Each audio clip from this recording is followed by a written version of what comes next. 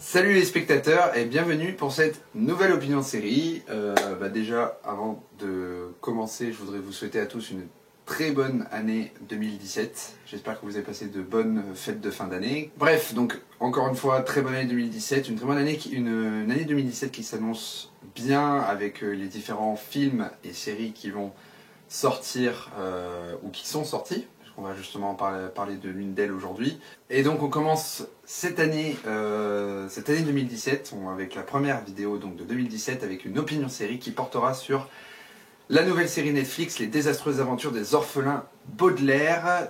Une série, si vous avez un peu suivi ce que je disais dans les Actus Ciné, si vous avez un peu suivi sur la page Facebook, une série que j'attends depuis très longtemps. Voilà, une série qui est l'adaptation des livres de Lemony Snicket, qui est le pseudonyme qu'utilise l'auteur Daniel Handler, si je me souviens bien, pour écrire la saga des orphelins Baudelaire, donc, qui raconte donc, un petit synopsis rapide, l'histoire de trois orphelins, Violette, Klaus et Pruny, trois orphelins qui ont perdu leurs parents dans un incendie a priori accidentels, qui vont ensuite être confiés à un tuteur qui se fait appeler le comte Olaf et qui est en fait un acteur raté qui a qu'une seule idée en tête, c'est de récupérer la fortune de ces orphelins coûte que coûte, et au fur et à mesure que les orphelins vont réussir à lui échapper et être placés dans de nouveaux foyers avec de nouveaux tuteurs, le comte Olaf va toujours les retrouver,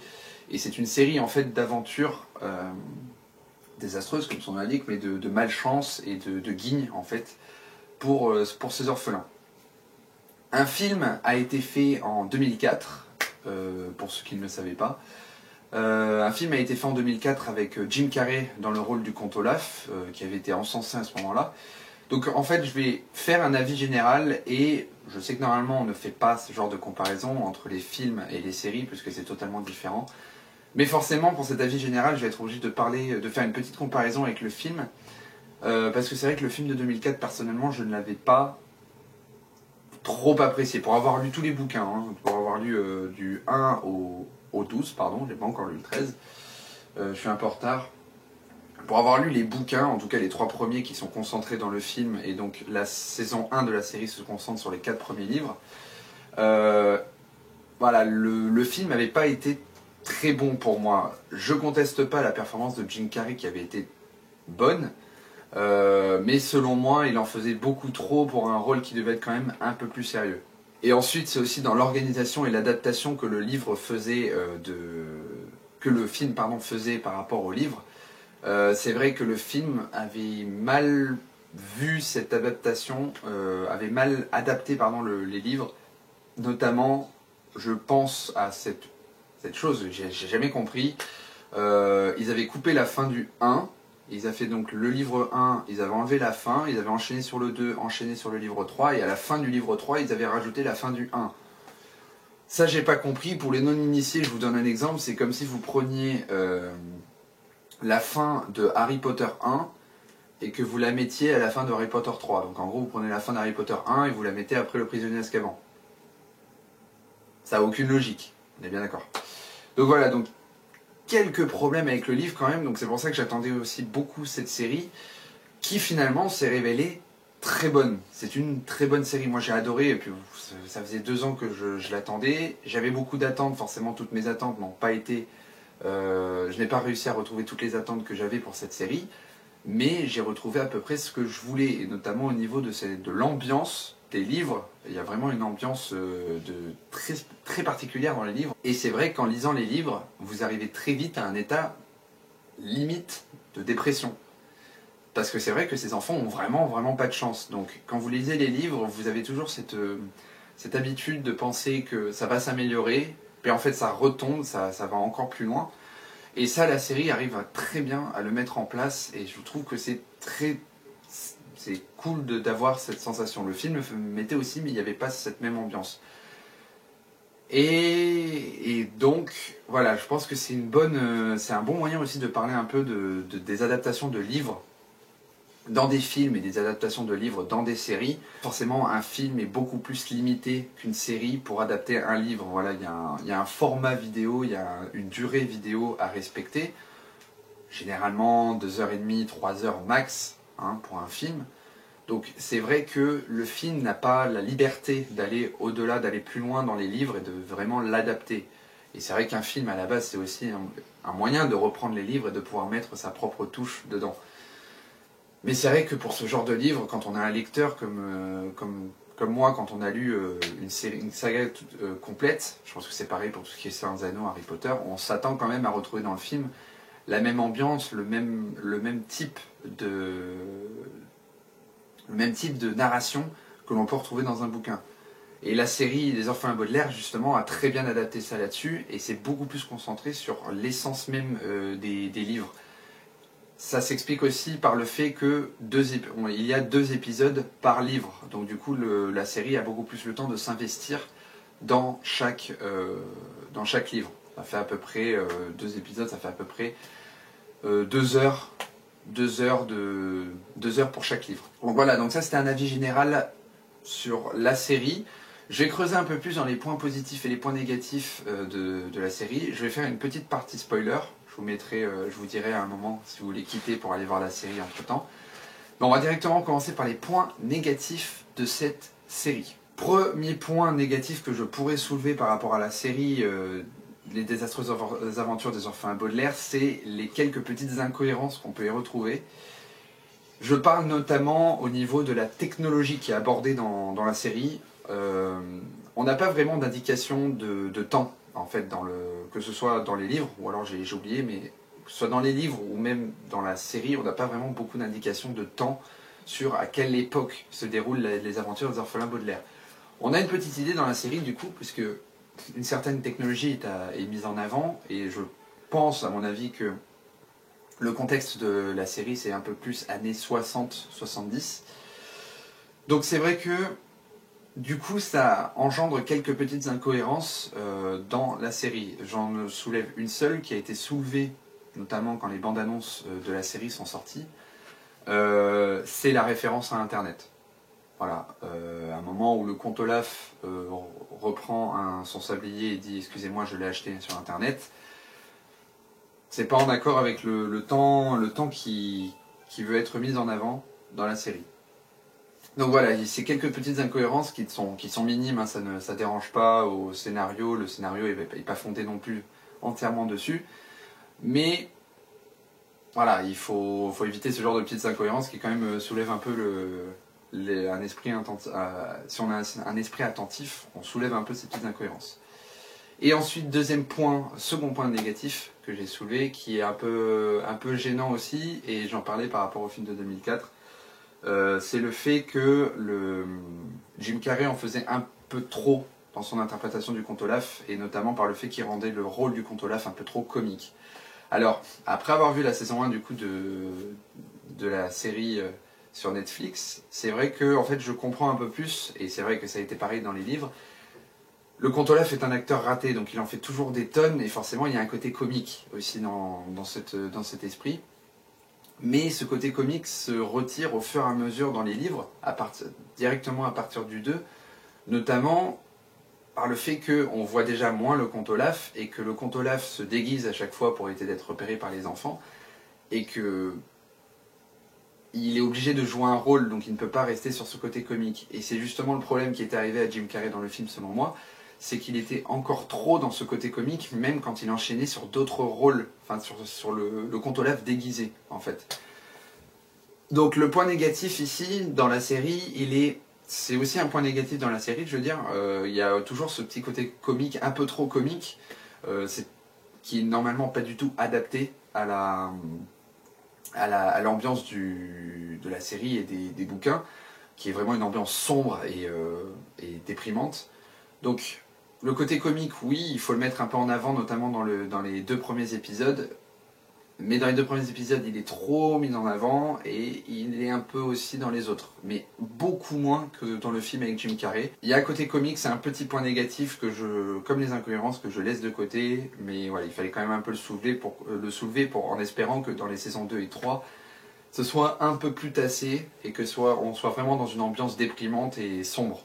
Et on va passer au point positif et on va enchaîner directement avec un lien avec le dernier point négatif que j'ai soulevé, le côté comique, et c'est la performance des acteurs. Et c'est pour ça que je dis que notamment ce côté comique est moins présent que dans le film. C'est notamment parce que le comte Olaf est incarné par Neil Patrick Harris, qui incarne ce rôle à merveille. Et il arrive à trouver vraiment la façon dont moi et je pense beaucoup d'autres fans de la saga voyaient le comte Olaf, et il a surtout beaucoup de mimiques qui sont très bien placées. Même quand il n'a pas de script, de texte, il arrive à faire comprendre quelque chose au spectateur. Et je trouve que quand même c'est une très bonne interprétation de la part de Neil Patrick Harris qui n'a pas fait l'erreur d'essayer de comparer sa performance à celle de Jim Carrey, à essayer de copier ce que faisait Jim Carrey. Donc bon point par rapport à cette série, par rapport à cette interprétation. Mais l'interprétation qui m'a le plus marqué, bizarrement, je pensais que ce serait celle de Neil Patrick Harris qui me marquerait le plus en fait dans cette série.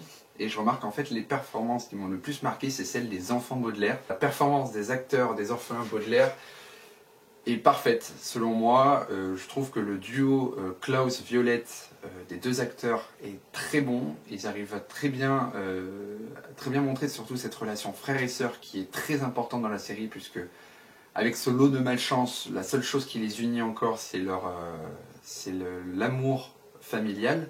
Très très bonne performance des acteurs, et comme je dis, c'est vraiment celle-là qui m'a marqué. Ce n'est même pas celle de Neil Patrick Harris, puisque en fait je remarque que Neil Patrick Harris, on pouvait s'attendre à une très bonne performance de sa part.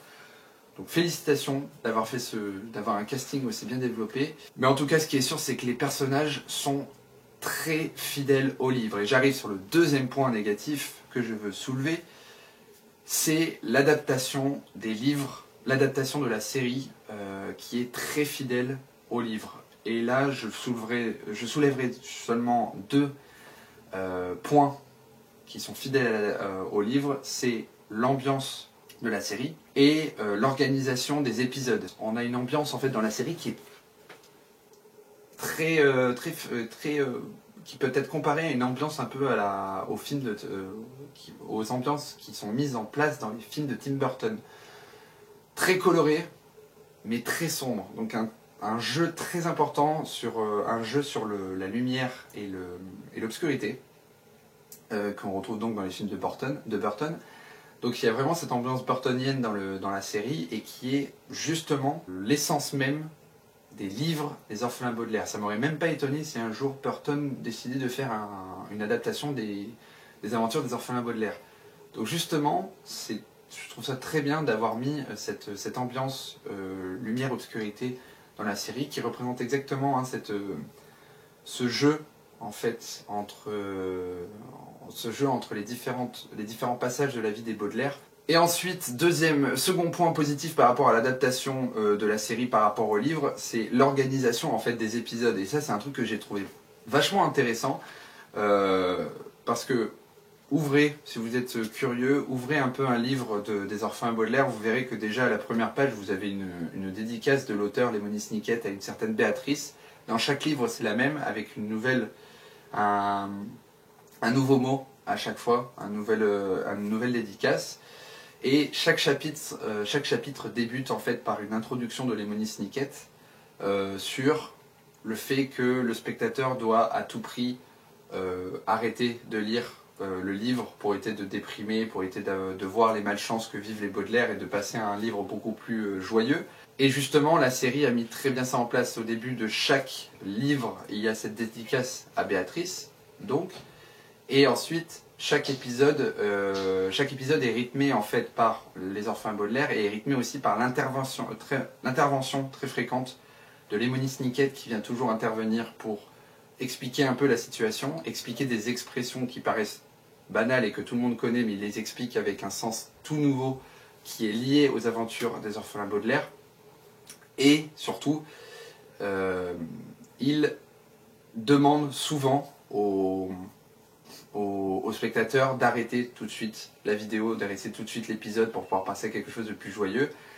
Et c'est vraiment l'adaptation que l'on a dans les livres, c'est vraiment cette ambiance, je reviens tout de suite à l'ambiance, hein, c'est toujours cette ambiance qui est très présente dans les livres et qu'on retrouve aussi ici par le jeu. Et notamment aussi dès le générique, on a cette mise en garde de la part de Neil Patrick Harris, puisque c'est Neil Patrick Harris qui interprète qui chante le générique.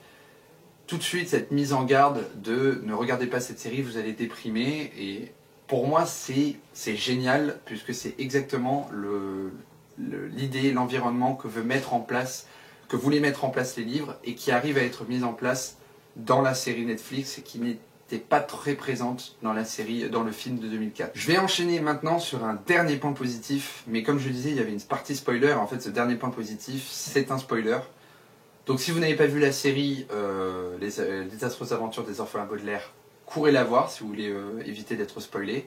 Et revenez voir ensuite le spoiler, parce que si vous ne connaissez pas les livres, vous ne comprendrez pas un peu ce point positif. Donc revenez ici si vous voulez avoir des infos. Et donc, j'enchaîne tout de suite sur la partie spoiler. Un point positif que j'ai aimé, c'est le fait qu'il y a des clins d'œil et des libertés prises par rapport au livre, mais qui restent des libertés liées au livre et qui seront toujours dans l'esprit de respecter le livre en soi.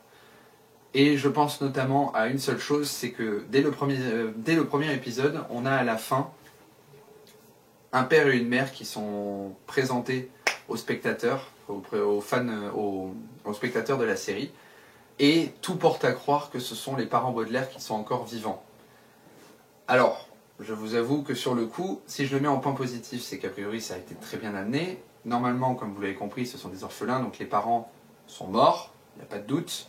Mais du coup, je pensais au départ que ça allait être un point négatif justement, que ça allait être une liberté que la série avait prise par rapport au livre, qui était beaucoup trop grosse pour ce genre de saga. Et finalement, la série a réussi à nous amener ces deux personnages, à nous faire croire au fur et à mesure encore plus que c'était les parents Baudelaire, pour finalement découvrir que ce n'étaient pas les parents des Baudelaire, mais d'enfants différents. Donc, très bon point là-dessus, d'avoir réveillé un peu le suspense au milieu des spectateurs pour finalement pas grand-chose. Pour un spectateur normal, c'est pas grand-chose. On pourrait penser que c'est... Bon, bah, finalement, c'est des parents normaux. Mais pour les fans, très bon point de la part de la série de nous avoir présenté les orphelins Baudra. Voilà. Pour ceux qui ne le savent pas, les orphelins Baudra, ce sont deux enfants qui sont exactement les mêmes que les orphelins Baudelaire, à différence qu'eux, ils sont deux, qu'ils ont perdu un de leurs frères dans l'incendie criminel qui a tué leurs parents. Et donc ces orphelins vont devenir des amis très proches des orphelins Baudelaire. Ça va être un peu leur halo, leur moment de bonheur dans toutes ces aventures qu'ils vont vivre au fur et à mesure.